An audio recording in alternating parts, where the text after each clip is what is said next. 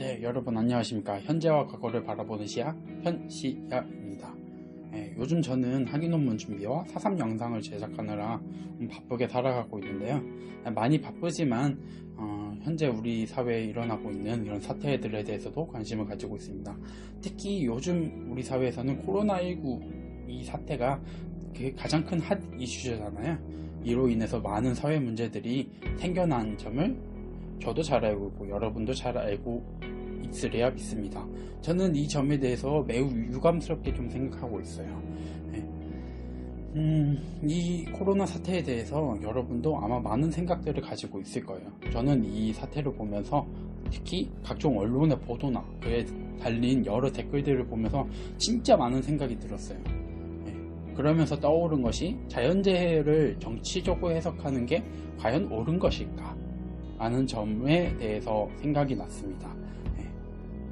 우선 이 영상에서는 누가 잘했다 못했다 이런 잘잘못을 따지려는 의도는 사실 없어요. 물론 제 생각이 들어간 있는 점이라서 여러분이 보시기에 좀 불편하실 수도 있는데 어쨌든 제 생각을 짧게 정리해 보도록 하겠습니다.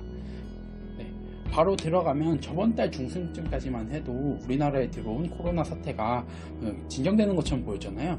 근데 갑자기 신천지라는 집단에서 이 일이 엮이면서 급작스럽게 대구와 경북 지역을 중심으로 급속도로 확산되고 확진자 수도 엄청나게 늘어나고 또 그에 따라 사망자 수도 많이 늘어나는 사태가 벌어졌잖아요. 이 사태에 대해서 일부 사람들은 이런 말을 하더라고요. 간단히 요약해 볼게요. 첫 번째, 정부가 무능하기 때문에 이런 일이 벌어졌다. 두 번째, 코로나가 창궐한 것은 하나님의 심판이다. 이건 교회 측에서 이 얘기 나온 건데, 아무튼 이런 것들을 통해서 정권 교체를 해야 한다라는 명분으로 여론을 조성하려고 하는 모습들까지 보였어요. 또 실제로 이러한 논리에 대해 의외로 많은 사람들이 수긍하는 모습을 보였어요. 물론 이게 맞는 건지 모르겠지만 제가 잘못 본 거, 제가 너무 편향적으로 봤던 걸 있을지도 모르겠지만요. 어쨌든 이 모습들을 보면서 한국 고대의 자연관이 떠올랐습니다. 정확히 말하면 한국 고대인들은 자연재해를 어떻게 인식했을까요? 오늘은 이 점에 대해서 여러분께 짧고 굵게 말씀드리려고 합니다. 들어가기에 앞서서 일단 한국 고대사는 일반적으로 고대 국가가 정비되기 시작한 3세기부터 고려의 후삼국 통일, 그러니까 935년 12월까지 거의 700년의 시기를 다루는 시대예요. 그래서 각 나라별로 어쩌고 저쩌고를 설명하면 고구려는 이랬고, 백제는 이랬고, 신라는 이랬고, 가야는 이랬고, 발해는 이랬고, 이렇게 설명하면 내용도 너무 길어지고 너무 지루할 테니까 이번 영상에서는 신라 중대, 그러니까 태종 무열왕 김춘추부터 해서 해공왕 때까지로만 한정해서 좀 설명해 볼까 합니다. 실제로 한국 고대사 연구에서는 각종 자연재해를 표현하는 용어로 제의라고 해요.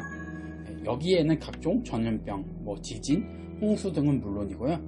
일식과 월식 등의 천문학적인 사건들도 들어갑니다. 제의에 대해서 크게 두 가지로 나눠지는데 재해와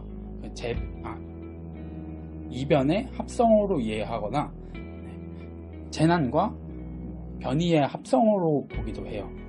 전자 같은 경우는 재해를 직접적인 피해를 주는 것, 이변은 그렇지 않다라는 것으로 이해를 하고 있고요.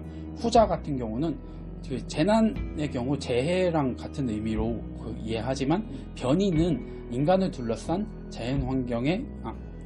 자연현상의 괴이한 변화를 가리키는 것으로 봐요. 이에 대한 기록은 한국 고대사 사료의 중심인 삼국사기와 삼국유사에도 꽤 많이 기록되어 있어요. 이 기록에 대해서 학계에서는 주로 정치적인 변동과 연관지어서 보고 있죠. 간략히 살펴볼까요? 신라 중대에서 제의에 대한 인식은 유교의 확산과도 밀접한 관련이 있습니다. 이를 유교적 제의론이라고 하는데요. 이는 서경이라는 책의 홍범편에 기반한 상서대부의 한 편목인 홍범오행전에 나와 있는 내용입니다. 간단히 요약하면 군주의 부덕한 정치나 행위를 경고하는 것이 제의라고 해요. 즉 군주의 행위에 대한 하늘의 응답이라는 천연합일 사상을 뜻합니다. 네, 지루함을 방지하기 위해서 딱 3가지 사례만 언급하도록 할게요.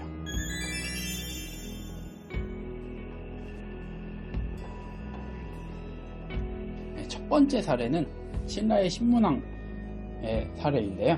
신문왕은 라 하여 이와 같은 제1론을 받아들였어요. 또 경덕왕 15년 12월에는 상대등 김사인이 뭐뭐라 하면서 간언하자 왕이 이를 받아들였어요.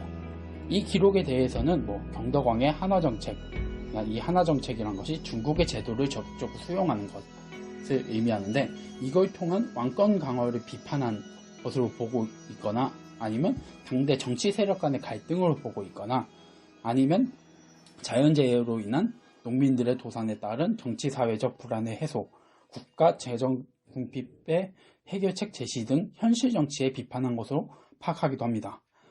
이것도 앞서 말한 유교적 제1론에 입각한 그런 해석이고요.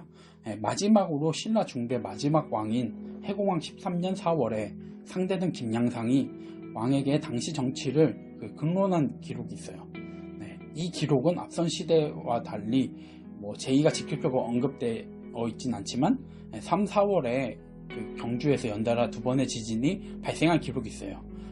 이에 대해서도 김양상과 해공왕의 그런 대결 구도 속에서 파악하는 견해도 있고, 왕권의 정통성을 주장하는 해공왕의 행동에 대한 비판으로 이해하는 견해도 있지만, 근론을 하기 직전에 2번의 지진이 발생한 점으로 보아 제1론에 입각한 비판으로 보는 견해도 있어요. 네.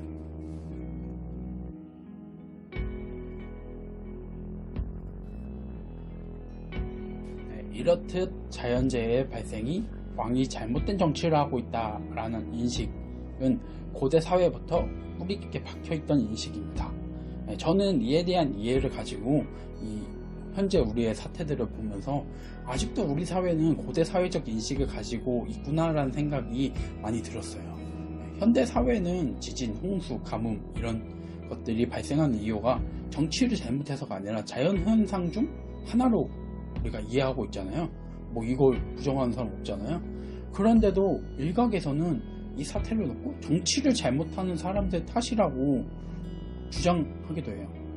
물론 전염병이 발생했을 때 그 확산을 방지하고 시민들의 안전을 보호하는 것은 정부의 중요한 책임 중 하나예요. 이는 국가가 존재하는 이유 중 하나로서 그 국가에서 사는 시민들이 안전하고 평화롭게 살 수 있도록 사회시설을 유지하는 역할을 해야 하는 것이 국가이기 때문이에요. 여러분이 동의하시지 않으실 수도 있지만 저는 현재 정부가 이 사태를 아주 잘 대처하고 있다고 생각을 해요.